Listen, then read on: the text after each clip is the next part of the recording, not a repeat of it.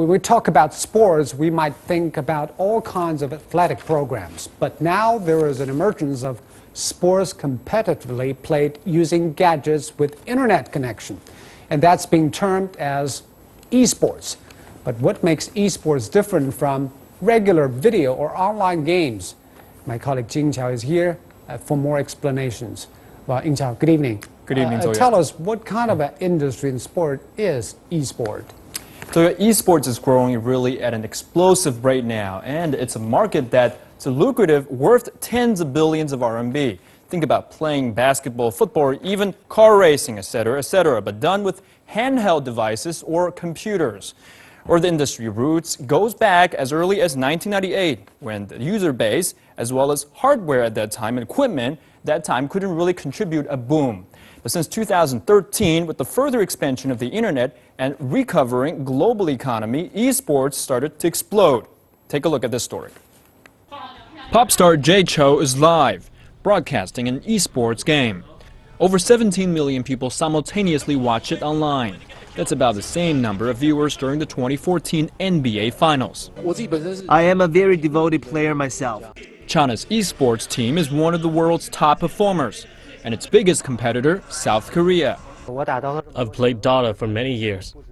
This game tests the brain and reaction, and most importantly, teamwork. This is the reason why I fell in love with esport. Esports are considered a contact sport, except that they are virtual. There are 1.4 billion global esports viewers and players, a number surpassing any sport.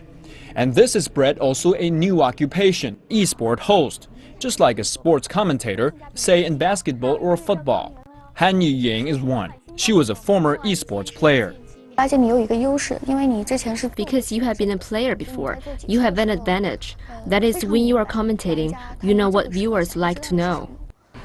Gaining ground now on the momentum, esports can now be played on smartphone, where there is tremendously more market potential. This new sector is exploding. Cell phone games, their lifespan is around a few months to half a year. But when it turns to be esport, its lifespan is prolonged with competition added in. Well, champions in big competitions can win cash awards like $5 million. But to go pro, it takes just more than just a simple game on your cell phone, definitely. Well, that sounds pretty amazing, but tell me why esport has become a magnet for investors. Good question. Let's first go back to history. Well, in 2003, China's General Administration of Sports officially named esports as the country's 99th sporting event officially. Well, this move clearly distinguished between esports and online games. When policy restrictions got loosened up, the public increasingly recognized this industry. And market research firm iResearch has observed growth in both participants and spectators of esports. It projected that this year, China will see 100 million of esport lovers. And various sources of capital have actually weighed in, among them YY and Prothemius, which is headed by Wang Sichong, the son of China's richest man, Wang Jianling, and Sequoia, an American one, and then two others, which have invested about $1 billion yuan into the industry. And China Digital Culture has recently announced plans to create a cross-strait esports company with pop star Jay Chou. And it's been thought that in terms of the ability to lure money, China has already surpassed South Korea, which is now the world's #1 esports country.